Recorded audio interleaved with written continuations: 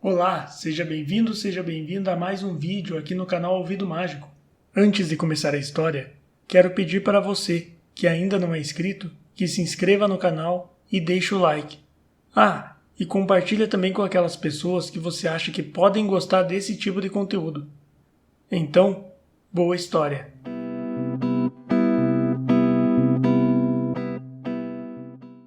O Empréstimo, de Machado de Assis.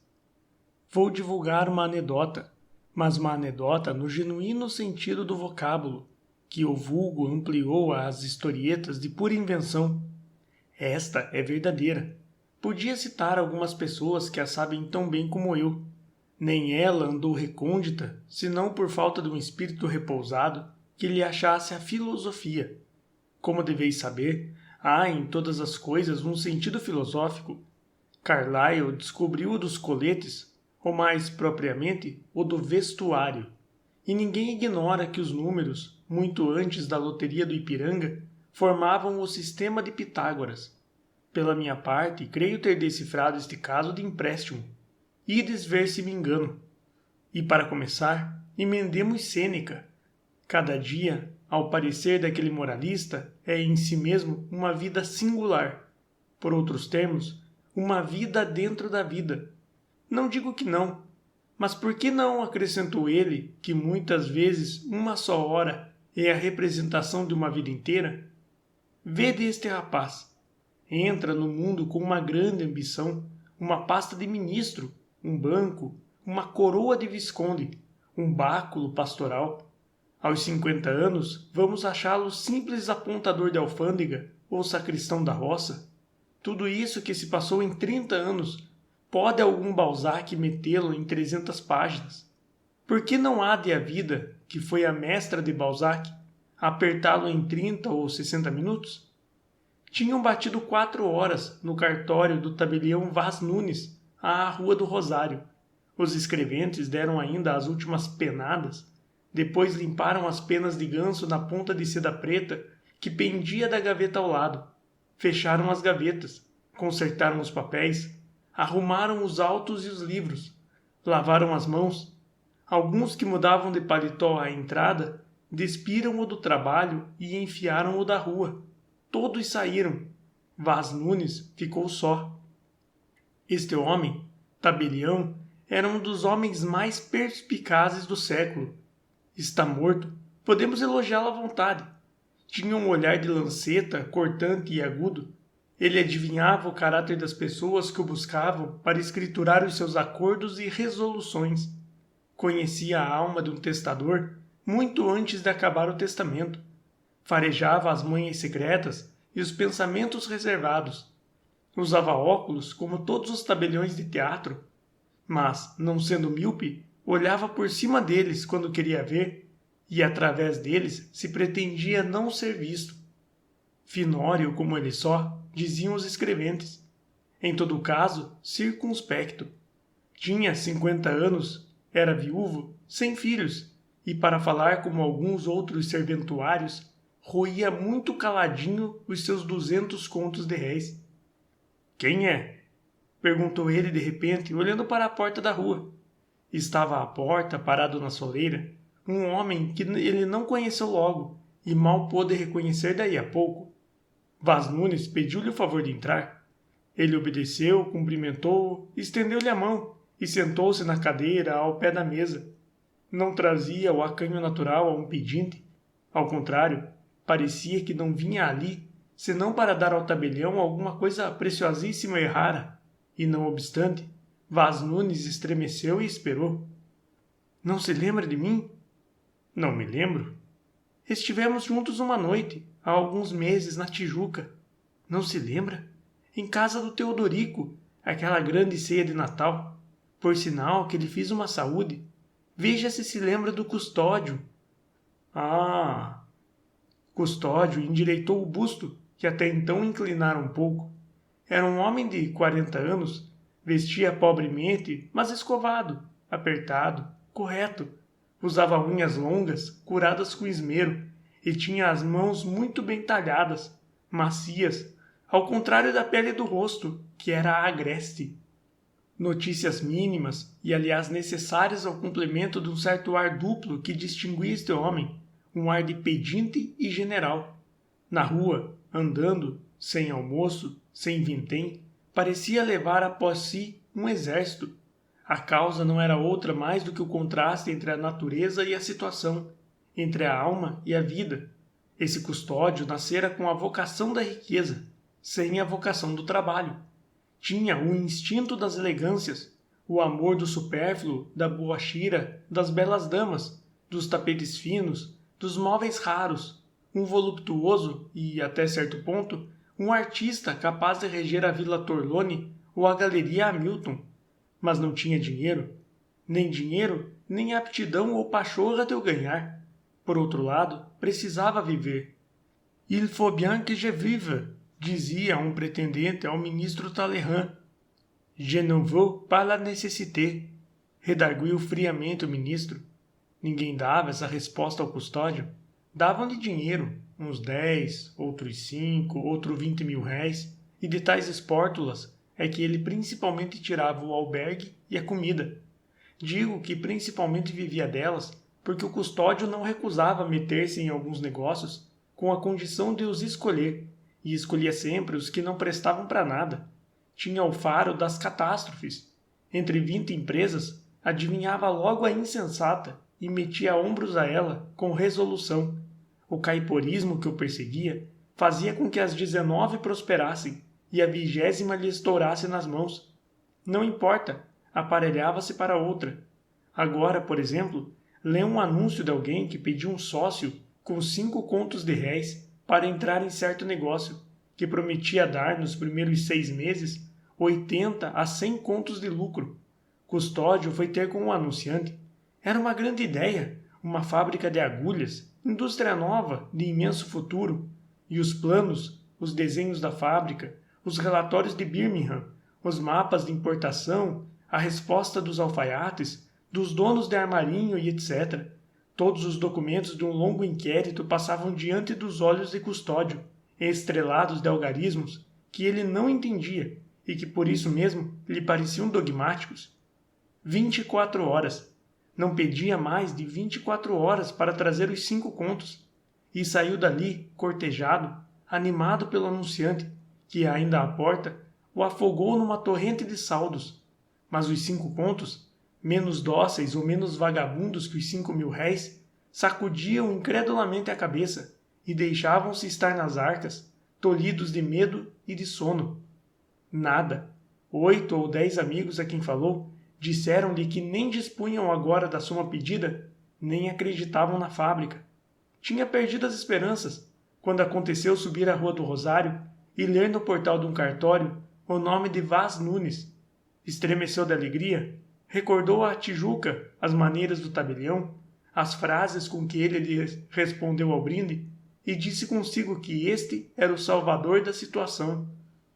Venho pedir-lhe uma escritura.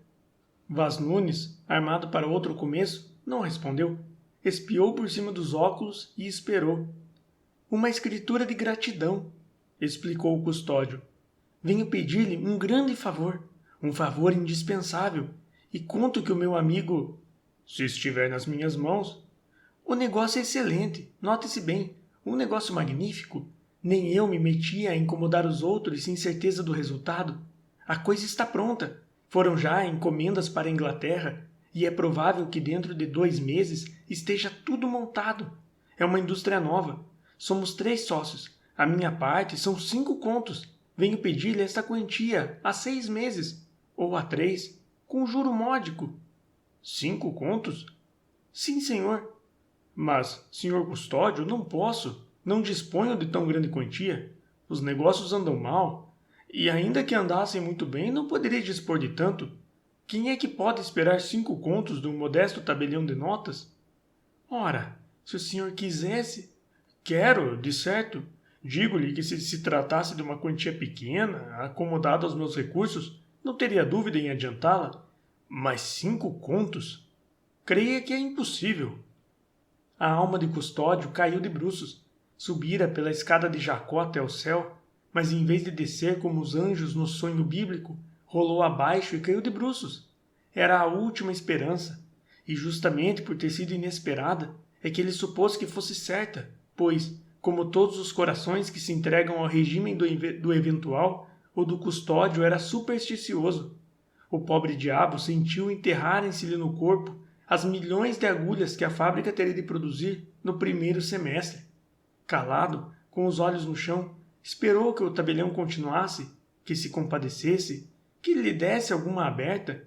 Mas o tabelião, que lia isso mesmo na alma do custódio, também estava calado, girando entre os dedos a boceta de rapé, respirando grosso, como um certo chiado nasal e implicante. Custódio ensaiou todas as atitudes, ora pedinte, ora general. O tabelião não se mexia. Custódio ergueu-se. Bem, disse ele, com uma pontasia de despeito, há de perdoar o incômodo. Não há que perdoar. Eu é que lhe peço desculpa de não poder servi-lo como desejava. Repito, se fosse alguma quantia menos avultada, muito menos, não teria dúvida, mas... Estendeu a mão ao custódio, que com a esquerda pegara maquinalmente no chapéu. O olhar empanado do custódio exprimia a absorção da alma dele, apenas convalescida da queda, que lhe tirara as últimas energias. Nenhuma escada misteriosa, nenhum céu. Tudo voara a um piparote do tabelião. Adeus agulhas. A realidade veio tomá-la outra vez com as suas unhas de bronze. Tinha de voltar ao precário, ao adventício, às velhas contas, com os grandes zeros arregalados e os cifrões retorcidos à alaia de orelhas, que continuariam a fitá-lo e a ouvi-lo e a fitá-lo, alongando para ele os algarismos implacáveis de fome. Que queda! E que abismo! Desenganado, olhou para o tabelião com um gesto de despedida, mas uma ideia súbita clareou-lhe a noite do cérebro. Se a quantia fosse menor, Vaz Nunes poderia servi-lo e com prazer. Por que não seria uma quantia menor? Já agora abria mão da empresa, mas não podia fazer o mesmo a uns aluguéis atrasados, a 2 ou 3 credores e etc. E uma soma razoável, 500 mil réis, por exemplo, uma vez que o tabelião tinha a boa vontade de emprestar-lhes vinham a ponto. A alma do custódio impertigou-se. Vivia do presente, nada queria saber do passado, nem saudades, nem temores, nem remorsos. O presente era tudo. O presente eram os 500 mil réis que ele ia ver surgir da algibeira do tabelião, como um alvará de liberdade. Pois bem, disse ele, veja o que pode me dar, e eu irei ter com outros amigos. Quanto? Não posso dizer nada a esse respeito, porque realmente só uma coisa muito modesta. 500 mil réis? Não, não posso. Nem 500 mil réis? Nem isso, replicou firme o tabelião. De que se admira? Não lhe nego que tenho algumas propriedades, mas, meu amigo, não ando com elas no bolso e tenho certas obrigações particulares. Diga-me, não está empregado? Não, senhor. Olhe, dou-lhe coisa melhor do que 500 mil réis. Falarei ao ministro da Justiça. Tenho relações com ele e... Custódio interrompeu-o, batendo uma palmada no joelho. Se foi um movimento natural ou uma diversão astuciosa para não conversar do emprego, é o que totalmente ignoro. Nem parece que seja essencial ao caso. O essencial é que ele teimou na súplica. Não podia dar 500 mil réis? Aceitava 200. Bastavam-lhe 200, não para a empresa, pois adotava o conselho dos amigos. Ia recusá-la. Os 200 mil réis, visto que o tabelião estava disposto a ajudá-lo, eram para uma necessidade urgente. Tapar um buraco. E então relatou tudo. Respondeu à franqueza com franqueza. Era a regra da sua vida. Confessou que, ao tratar da grande empresa, tivera em mente acudir também a um credor pertinaz, um diabo, um judeu, que rigorosamente ainda lhe devia, mas tivera a aleivosia de trocar de posição. Eram 200 e poucos mil réis, e 10, parece, mas aceitava 200. Realmente, custa-me repetir o que disse, mas, enfim, nem os 200 mil réis posso dar. 100 mesmo, se o senhor os pedisse, estão acima das minhas forças nesta ocasião. Noutra pode ser, e não tenho dúvida, mas agora... Não imagina os apuros em que estou. Nem 100, repito, tenho tido muitas dificuldades nesses últimos tempos. sociedades, subscrições, maçonaria. Custa-lhe crer, não é? Naturalmente, um proprietário. Mas, meu amigo, é muito bom ter casas. O senhor é que não conta os estragos, os consertos, as penas d'água, as décimas, o seguro, os calotes e etc. São os buracos do pote, por onde vai a maior parte da água. Tivesse eu um pote, suspirou o custódio. Não digo que não. O que digo é que não basta ter casas para não ter cuidados, despesas e até credores. Creia o senhor que também eu tenho credores. Nem 100.000 réis. Nem 100.000 réis. Pesa-me dizê-lo, mas é a verdade. Nem 100.000 réis. Que horas são? Levantou-se e veio ao meio da sala. Custódio veio também, arrastado, desesperado. Não podia acabar de crer que o tabelião não tivesse ao menos 100.000 réis. Quem é que não tem 100.000 réis consigo? Cogitou uma cena patética, mas o cartório abria para a rua. Seria ridículo. Olhou para fora. Na loja fronteira, um sujeito apressava uma sobrecasaca à porta, porque entardecia depressa e o interior era escuro. O caixeiro segurava a obra no ar. O freguês examinava o pano com a vista e com os dedos, depois as costuras, o forro. Este incidente rasgou-lhe um horizonte novo, embora modesto. Era tempo de aposentar o paletó que trazia, mas nem 50.000 réis podiam dar-lhe o tabelião.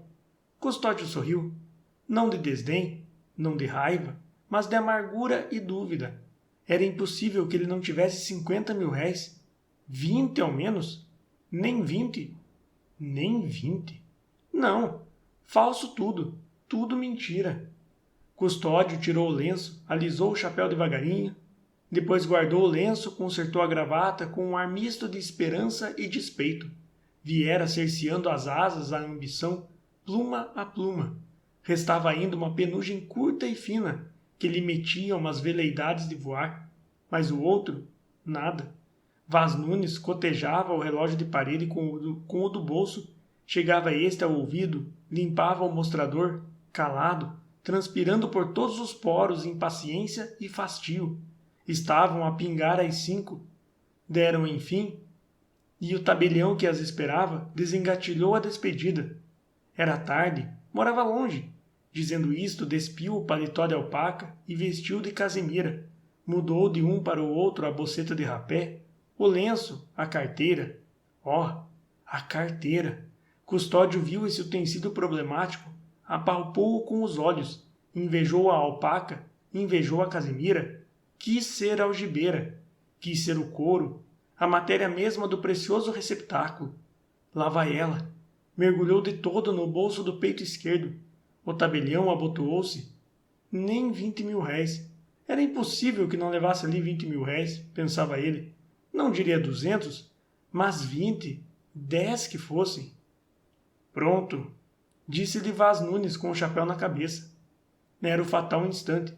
Nenhuma palavra do tabelião, um convite ao menos para jantar. Nada, findara tudo, mas os momentos supremos pedem energias supremas. Custódio sentiu toda a força desse lugar comum e, súbito, como um tiro, perguntou ao tabelião se não lhe podia dar ao menos 10.000 réis. Quer ver? E o tabelião desabotoou o paletó, tirou a carteira, abriu-a e mostrou-lhe 2 notas de 5.000 réis. Não tenho mais, disse ele.